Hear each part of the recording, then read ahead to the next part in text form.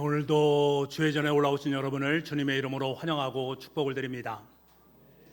한 주간에 저는 룻기를 묵상하면서 많은 은혜를 받았습니다. 룻은 사랑하는 남편을 잃고 이제 시어머니와 작별을 해야 됩니다. 시어머니 나오미는 룻에게 얘야, 모압 땅에 그냥 머물러서 새로운 신랑을 만나서 결혼해서 가정을 꾸려라 라면서 그곳에 남기를 강권을 했습니다. 하지만 룻은 나오미를 붙쫓았습니다. 어머니께서 가시고자 하는 그 베들레헴 땅으로 저도 가겠습니다 라고 말합니다.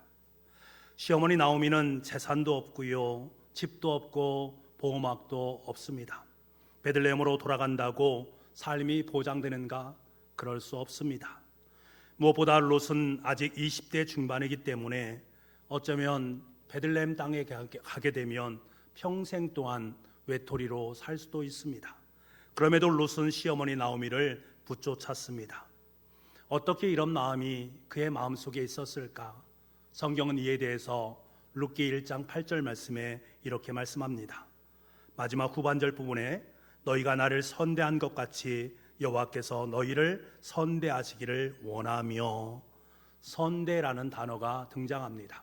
이 선대라는 말은 친절하게 한다라는 의미를 갖습니다만 히브리어로 보게 되면 헤세드라는 단어를 갖습니다. 구약 성경에서 가장 아름답고 위대한 단어 하나를 선택하라 라고 하면 헤세드라는 말을 찾을 수 있습니다. 이 헤세드가 룻기 전체를 가치 있게 만듭니다. 헤세드를 우리말로 번역을 하면 인애라는 말을 씁니다.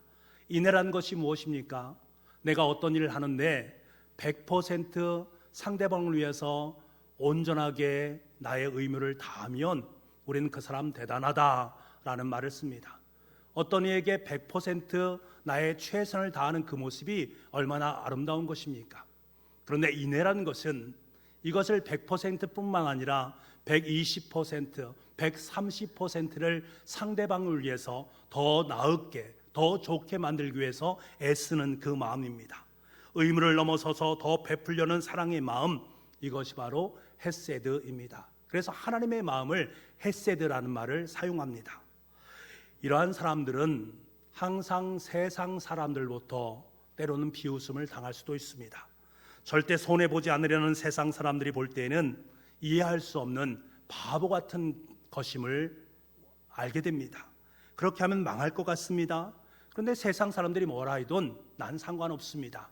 내가 그 사람을 위해서 내 마음을 전하는 것이 더 아름답기 때문에, 그 사랑의 마음이 있기 때문에 바보 소리를 들어도 괴념치 않습니다.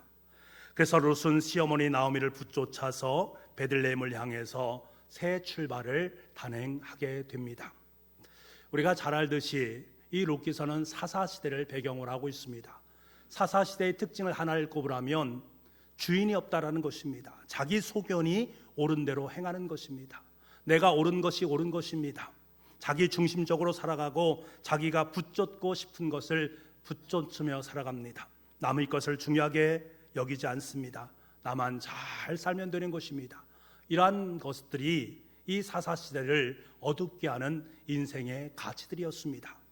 그런데 이런 시대에 어둠을 밝히는 한 줄기 빛이 베들레헴 땅에 머물기 시작합니다. 그것이 무엇인가? 룻이 나오미에게 보여준 헤세드의 사랑입니다. 이 헤세드의 사랑으로 말미암아서 이 나오미와 룻이 새로운 삶으로 나아가는 소망의 길을 활짝 열 수 있게 되었습니다. 여러분, 룻과 나오미의 삶은 텅 빈 삶이었습니다. 모압 땅에서 모든 것을 잃어버리는 그러한 모습이었습니다. 그래서 베들레헴 땅을 향해서 터덜터덜 걸어오게 됩니다. 하지만 이들의 발걸음에는 헤세드의 사랑이 함께 하고 있음을 압니다. 헤세드의 사랑이 텅 빈 인생 속에 함께 할 때에 그들은 드디어 베들레헴 땅에 도착하게 되었고, 그 베들레헴 땅에서 위대한 하나님의 역사를 써내려가기 시작합니다. 이후에 이 룻을 통해서 다윗이 탄생하게 되었고, 이 다윗의 호선을 통해서 아기 예수님께서 이 땅에 탄생하셨기 때문입니다. 이들은 그때는 전혀 알지를 못했습니다. 헤세드의 사랑으로 걸어왔던 모압에서부터 베들레헴까지 그 멀고 먼 여정 속에서 그들이 가져온 그것이 얼마나 복된 소식인가, 얼마나 기쁨의 큰 소식인가 알지 못했습니다. 자신들이 산을 넘고 강을 건너서 걸어온 그 발걸음이 얼마나 아름답고 귀한 발걸음인가 하는 사실을 그들은 전혀 알지 못했습니다. 하지만 하나님께서는 그들의 발걸음을 통해서 위대한 하나님의 복의 통로로 삼으시고 하나님의 아름다운 역사를 써내려가셨습니다. 바라고 소망하는 것은 우리는 알 수 없습니다만 내가 걸어가는 그 길 속에 아름다운 하나님의 역사가 임할 수 있는 은혜가 있기를 간절히 소망합니다. 예수 그리스도의 위대한 탄생을 낳을 수 있는 아름다운 발걸음이 될 수 있기를 간절히 소망합니다. 한 번은 제 사무실에 참 좋아하는 동기 목사가 찾아왔습니다. 그 목사님 만나면서 너무나 기쁘고 너무나 행복했습니다. 예기치 못한 행복이 찾아오니까 마음은 2배로 더욱더 기뻤습니다. 만약 여러분의 집에 가장 좋아하는 사람, 존경하는 사람이 찾아오게 된다면 그 마음 자체는 설렘으로 바뀌게 되지 않겠습니까? 그분을 만날 시간이 되었는데 발자국 소리가 들리면 그 발자국이 그분이 아닐까 하는 마음을 갖게 됩니다. 기다리면서 이미 행복해지는 것들입니다. 오늘 본문의 말씀이 바로 이런 상황에 대해서 우리에게 기록해 놓은 본문이다라고 할 수가 있습니다. 이사야서 52장 전체는 이스라엘 백성들이 애굽 땅에서 출애굽할 때처럼 하나님의 은혜로 말미암아 바벨론 땅에서 해방될 것이다 라는 예언의 말씀이 기록되어 있습니다. 지금 바벨론 땅에 포로로 잡혀갔던 그들의 삶의 자리 속에 하나님의 위대한 역사가 임하게 되어지고 이스라엘 백성들을 향해서 너희들은 해방되었다 아름다운 선언이 그들에게 들려진 것입니다. 그 중에 특별히 오늘 본문의 말씀은 해방과 구원의 소식이 어떻게 전해져 오는가 하는 그 기쁨의 소식의 통로를 우리에게 말씀해 주고 있는데 7절 말씀에 그것을 이렇게 설명하고 있습니다. 우리 7절 말씀을 같이 한번 읽어보겠습니다. 시작. 좋은 소식을 전하며 평화를 공포하며 복된 좋은 소식을 가져오며 구원을 공포하며 시온을 향하여 이르기를 내 하나님이 통치하신다 하는 자의 산을 넘는 발이 어찌 그리 아름다운가. 7절의 마지막 부분에 보면 어찌 그리 아름다운가 라고 말하고 있습니다. 하지만 원래 원문을 보게 되면 어찌 그리 아름다운가 의문문으로 끝나는 것 같습니다만 사실은 의문문으로 끝나는 것이 아닙니다. 큰 감동을 표현하는 형식으로 되어 있습니다. 그러니까 형식적인 면에서는 의문문처럼 보이지만 감탄문에 해당되는 부분입니다.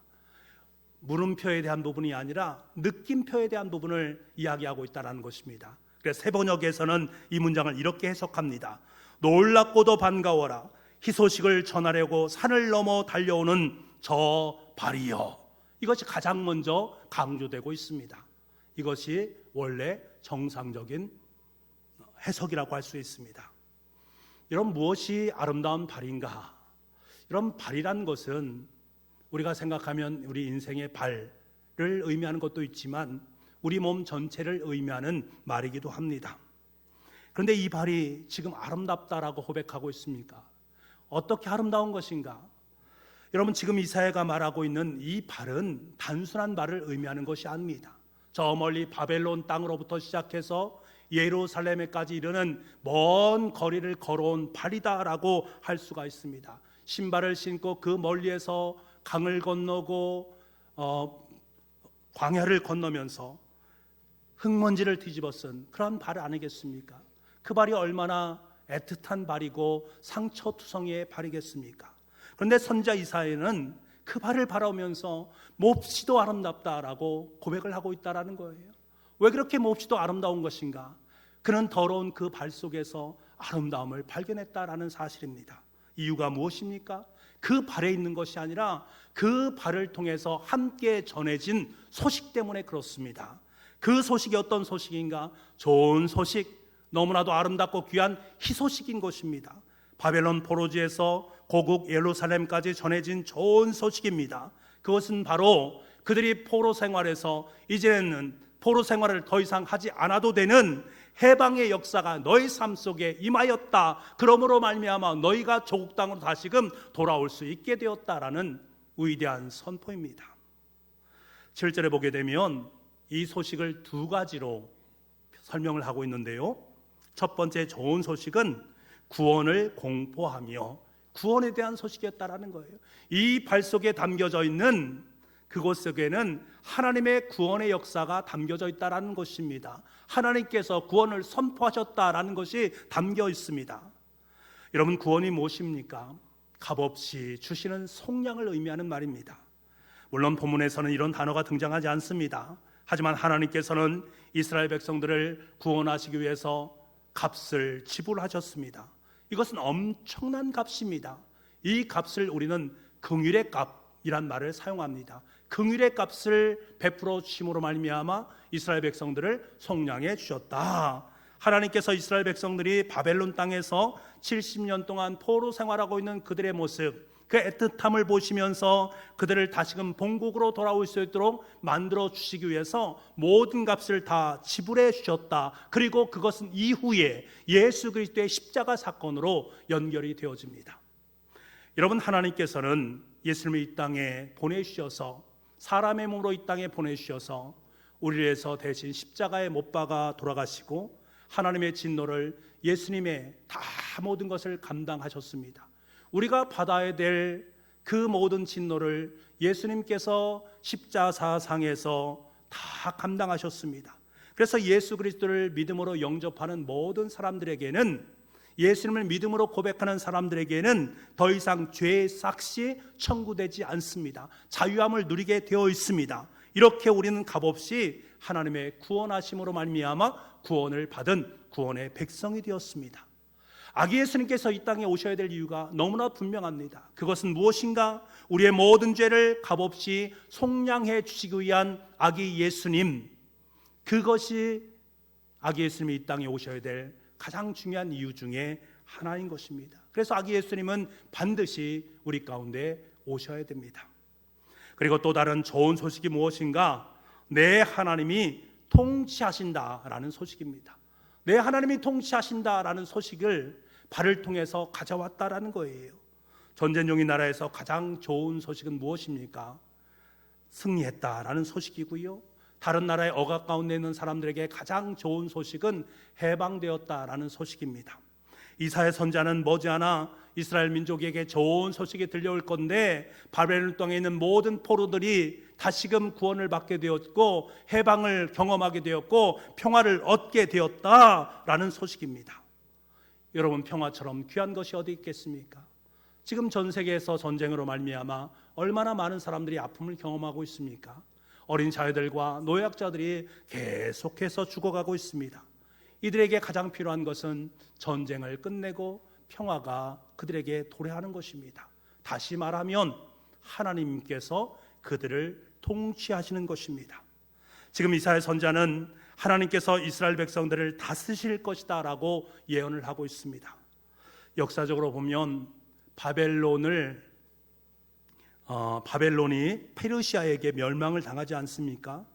그렇다면 이제 페르시아에 의해서 이스라엘 백성들은 다스림을 받아야 됩니다. 그런데 이사야 선지자는 페르시아가 우리를 다스리는 것이 아니다, 하나님께서 우리를 다스리신다라고 선포를 하고 있습니다. 하나님께서 페르시아의 왕인 고레스 왕을 통해서 이스라엘을 놓아주겠다라는 선언을 미리 계획하신 것입니다.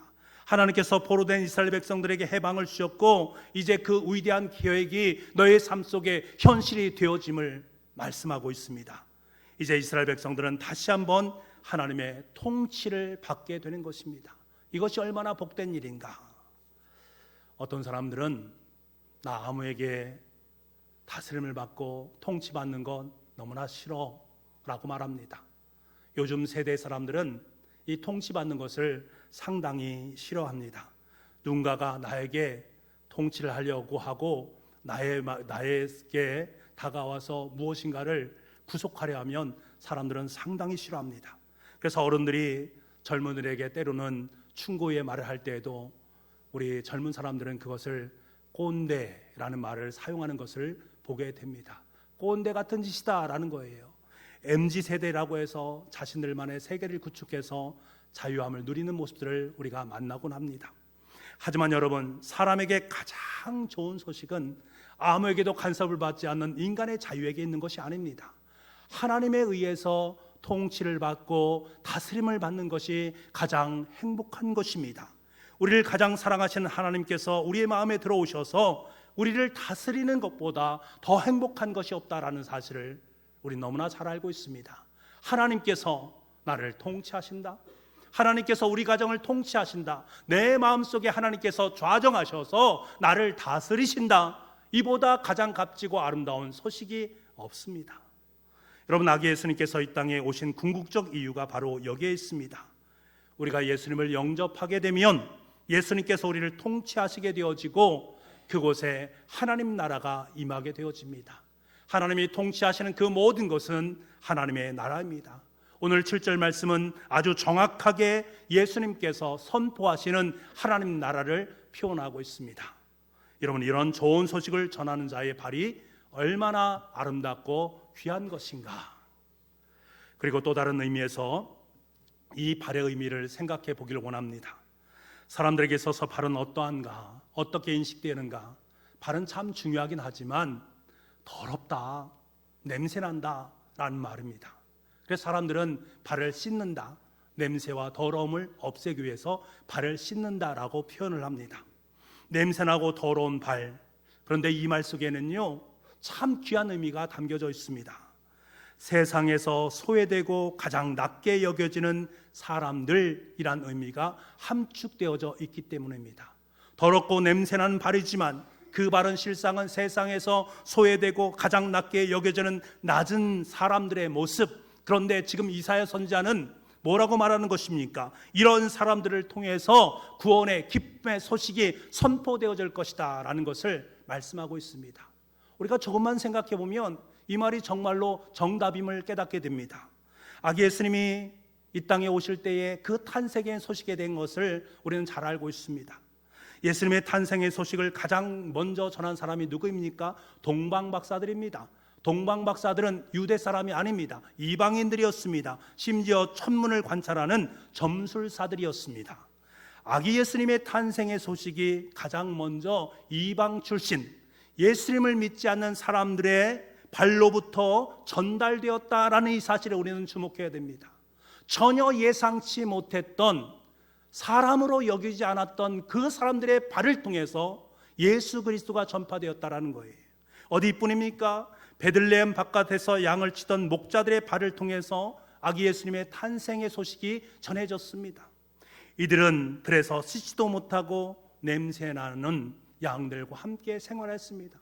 그들의 발이 어떠했겠습니까? 우리는 너무나 잘 알지 않습니까? 하지만 그들은 천사들이 전한 아기 예수님의 탄생의 소식을 듣고 마구간까지 달려와서 그것을 증언했습니다. 마구간에 아기 예수님의 발은 얼마나 작고 앙증맞습니까? 정말 작고 작은 그런 발 아니겠습니까? 그런데 여러분, 이 발은 세상을 가장 아름답게 만든 발이 되었습니다. 그 발이 십자가상에 못 박혔을 때에 세상 모든 사람들을 구원할 위대한 발로 바뀌는 역사를 보게 되어집니다. 낮고 천한 그 발을 통해서 하나님은 역사하셨고 그 발을 통해서 온 세상에 아기 예수님의 탄생의 소식을 전했습니다. 이제 이스라엘 백성들에게는 구원과 하나님에 대한 좋은 소식이 들려옵니다. 이것들을 전하는 전령들이 달려오기 시작합니다. 파수꾼들이 달려오는 전령의 그 발을 보면서 그들이 가지고 온 소식을 들을 때에 환호성을 지릅니다. 기쁨의 노래를 부릅니다. 감격이 겨워서 덩실덩실 춤을 추며 외칩니다. 그들이 무엇을 외쳤다고 성경은 말합니까? 8절 후반절을 보면 세 번역에 이렇게 나와 있습니다. 주님께서 시온으로 돌아오실 때에 오시는 그 모습을 그들이 직접 눈으로 볼 수 있을 것이다. 주님께서 시온으로 돌아오는 그 모습을 사람들이 모두 눈으로 직접 보게 될 것이다. 9절 후반절에는 무엇을 외쳤는가? 주님께서 당신의 백성을 위로하셨고 예루살렘을 속량하셨다. 파수꾼의 그 기쁨의 소식, 주님께서 우리에게 오시는 것을 우리가 눈으로 보고 그분이 우리를 구원하시고 우리를 위로하시고 속량하시는 그 모습을 우리가 직접 보고 있다. 그 감격의 소식이 우리에게 들려왔다. 그 사실을 파수꾼을 통해서 예루살렘에 있는 성사람들이 다 듣게 되어집니다. 얼마나 큰 감격, 기쁨으로 떠들썩해집니다. 하나님께서 고통스럽게 살았던 사람들을 위로하시고 구원하신다라는 소식이 그들에게 얼마나 큰 감격으로 다가왔겠습니까? 그리고 이 소식은 여기서 끝나는 것이 아닙니다. 이스라엘 백성들에게만 국한된 소식이 아니라 열방의 눈으로 직접 확인할 수 있도록 드러나는 기쁨이다라는 사실입니다. 10절 말씀은 이에 대해서 이렇게 말합니다. 우리 10절 말씀을 같이 한번 읽어보겠습니다. 시작. 열방의 목전에서 그의 거룩한 팔을 나타내셨으므로 땅끝까지도 모두 우리 하나님의 구원을 보았도다. 이제 하나님의 구원의 소식이 땅끝까지 보여지게 되었다. 땅끝에 있는 모든 사람들도 그 구원의 놀라운 소식을 듣게 되었다. 무엇을 통해서요? 여기 중요한 단어는 팔이란 단어입니다. 이 팔이란 단어는 힘과 능력을 의미합니다. 여러분 생각해 보십시오. 이스라엘 백성들이 70년 동안 포로 생활을 하고 있는 가운데 있습니다. 포로 생활을 하는 이스라엘 백성들에게나 이스라엘 백성들을 포로로 잡고 있는 바벨론 사람들에게 이 하나님의 팔은 어떤 팔로 여겨지겠습니까? 아무런 힘도 없고요, 능력도 없는 팔입니다. 그래서 사람들은 이구동성으로 여호와의 손이 짧으냐 라면서 비아냥거렸습니다. 이스라엘 백성들조차도 하나님의 팔이 능력과 힘이 팔처럼 여겨지지 않습니다. 의심하게 됩니다. 고대 근동에서 한 나라의 패망은 단순히 한 나라의 패망으로 끝나는 것이 아니라 그 나라를 지키는 신의 패망으로 직결되어집니다. 이스라엘뿐만 아니라 주변 민족들은 이스라엘 하나님은 이스라엘 백성들이 패망함으로 말미암아 함께 패망했다, 그 팔은 능력을 상실했다 라고 모두가 그렇게 여기고 있었습니다. 하지만 이제 하나님은 그 거룩한 팔로 이스라엘 백성들을 구원하시고 이 모든 것을 다른 민족들을 통해서 다 볼 수 있도록 만들어 주셨다. 이제 모든 민족이 살아계신 하나님의 구원의 팔을, 그 능력의 팔을 똑똑히 보게 되었다라고 선언하고 계십니다. 여러분 중요한 것은 이사야 선지자가 약속한 이 약속은 이사야 당대만의 약속이 아니라 오늘 이 자리에 앉아있는 세상 끝날까지 내 증인이 되라 라고 말씀하시는 예수 그리스도의 약속과 직결되어졌다. 그래서 우리가 그 소식을 듣게 되었고 우리 또한 그것에 감격과 기쁨으로 그것을 맞이할 수 있게 되었다라는 사실이 너무나 중요합니다.